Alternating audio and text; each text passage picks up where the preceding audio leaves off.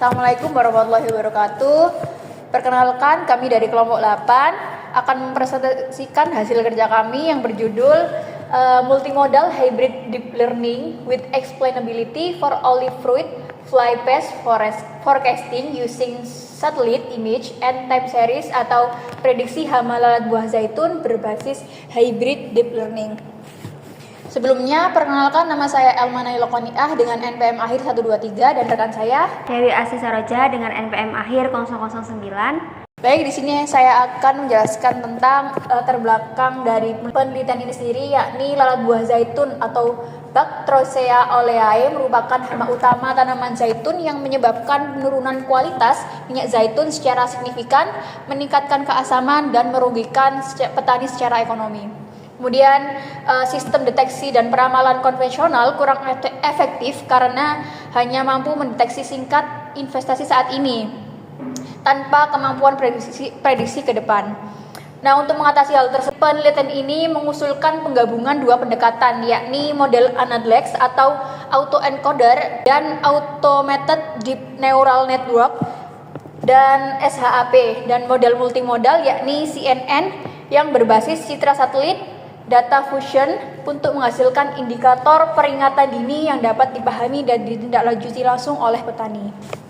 Prediksi hama lalat buah zaitun berbasis hybrid deep learning ini menggunakan sistem AI yang menggabungkan dua atau lebih arsitektural neural network seperti CNN, RNN, transformer untuk meningkatkan akurasi, efisiensi, dan generalisasi. Adapun fokus tujuan penelitian ini sendiri yakni deteksi dini hama lalat buah zaitun untuk memperkirakan jumlah lalat buah yang akan tertangkap dalam perangkap selama 1 minggu sebelumnya.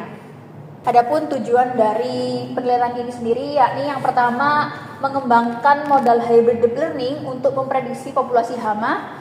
Kemudian yang kedua meningkatkan akurasi prediksi dengan menggabungkan beberapa metode yakni ANADLEX dan multimodal CNN. Kemudian yang ketiga mengevaluasi performa modal pada periode puncak serangan hama menggunakan metrik MAE dan MAE High. Kemudian yang terakhir yakni memberikan penjelasan prediksi yang dapat dipahami petani melalui teknik SHAP atau Shapley Additive Explanation. Selanjutnya di sini ada metode penelitian dari kedua jurnal yang kami gunakan. Pada jurnal pertama yakni metode CNN. Metode pertama yakni pengumpulan data yang mencakup data biologis seperti jumlah lalat buah zaitun yang terperangkap, kemudian data meteorologi yakni suhu, kelembapan, dan curah hujan, kemudian data citra sentinel 2 yang mencakup indeks vegetasi, indeks perbedaan air, dan kelembapan. Kemudian yang kedua ada pra-processing data, di mana data normalisasi citra satelit dan imputasi data meteorologi yang hilang menggunakan random forest, kemudian menggabungkan citra dari berbagai indeks dan hari menjadi satu dengan representasi 18 saluran. Kemudian yang ketiga yakni ekstraksi fitur citra menggunakan CNN, di mana arsitektur CNN dengan 3 lapisan konvolusi dan max pooling untuk mengekstrak ekstra spasial. Kemudian pelatihan model global menggunakan data semua plot dan model individu per plot.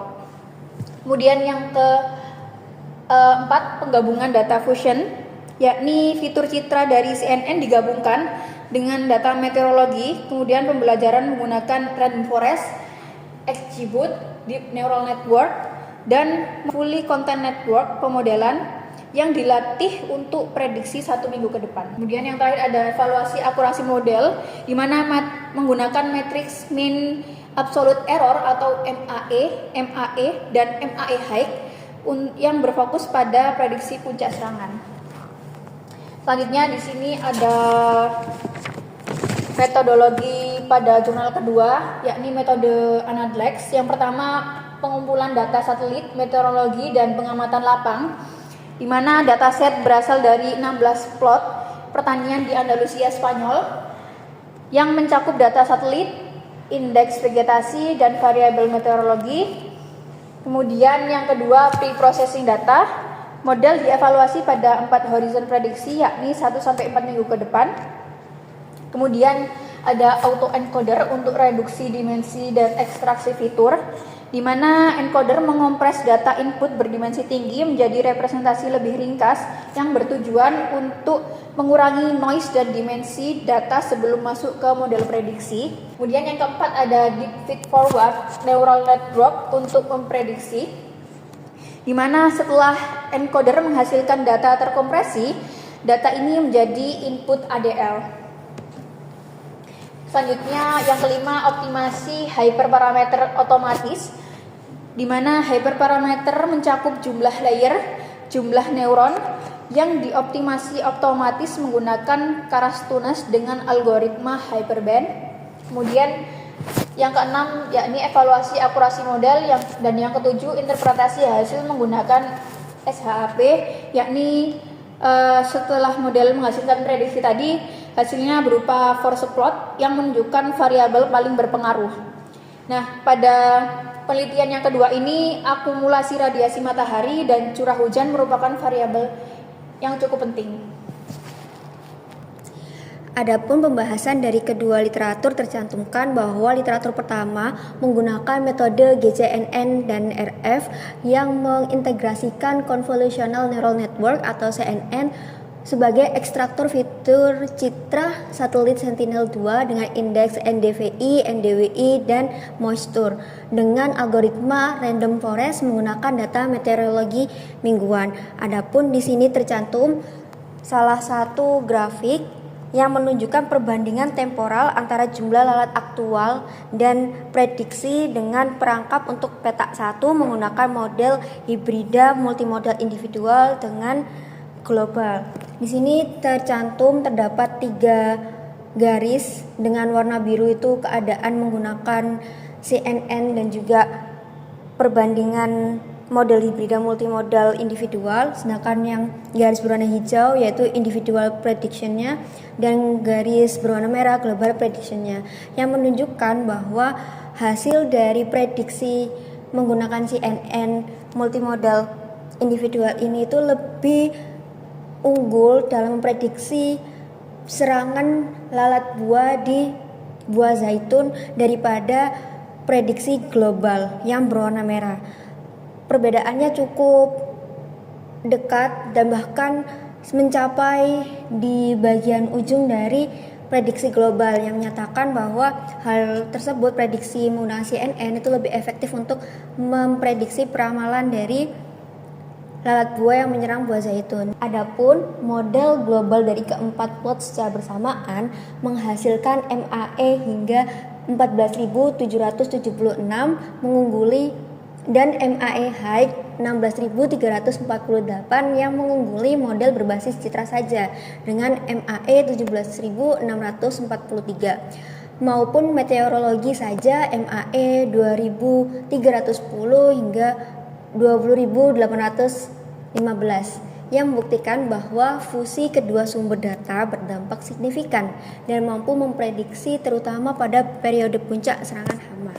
Adapun pembahasan dari literatur kedua menggunakan model Enablex menggabungkan autoencoder untuk kompresi representatif data berdimensi tinggi dengan jaringan feedforward untuk optimalisasi hiperparameter otomatis atau ADL serta teknik explainable AI berbasis SHAP diuji pada 16 plot di Andalusia, Spanyol dengan 4 horizon prediksi 1-4 minggu ke depan. Adapun di sini terdapat grafik penangkapan lalat buah berdasarkan perangkap. Yang pertama, titik pertama terdapat jumlah lalat buah yang terperangkap.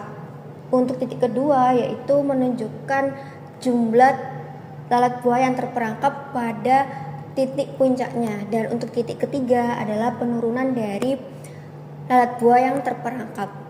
Analisis SHAP menyimpulkan bahwa radiasi surya kumulatif dan curah hujan kumulatif merupakan variabel yang berpengaruh untuk menentukan serangan hama, karena ketika curah hujan meningkat bersamaan dengan penurunan radiasi surya adalah indikator alam yang membantu petani untuk mengambil keputusan pengendalian hama secara proaktif. Adapun di sini kesimpulan dari kedua literatur yang digunakan adalah studi menegaskan bahwa fusi informasi dari berbagai sumber data dan kombinasi arsitektur deep learning yang saling melengkapi serta penerapan teknik explainable AI tidak hanya meningkatkan akurasi prediksi secara kuantitatif, tetapi juga menghasilkan model yang dapat dipercaya, diinterpretasi, diimplementasikan secara praktis oleh petani untuk pengambilan keputusan pengendalian hama secara proaktif dan tepat waktu. Baik, sekian pemaparan dari kelompok kami, kurang lebihnya mohon maaf. Wassalamualaikum warahmatullahi wabarakatuh.